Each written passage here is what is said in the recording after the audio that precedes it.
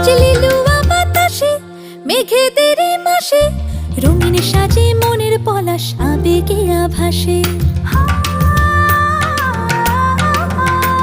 আজ লিলুয়া বাতাসে রে মেঘেদের মাসেতে রঙিন সাজে মনের পলাশ আবেগে আভাসে রে।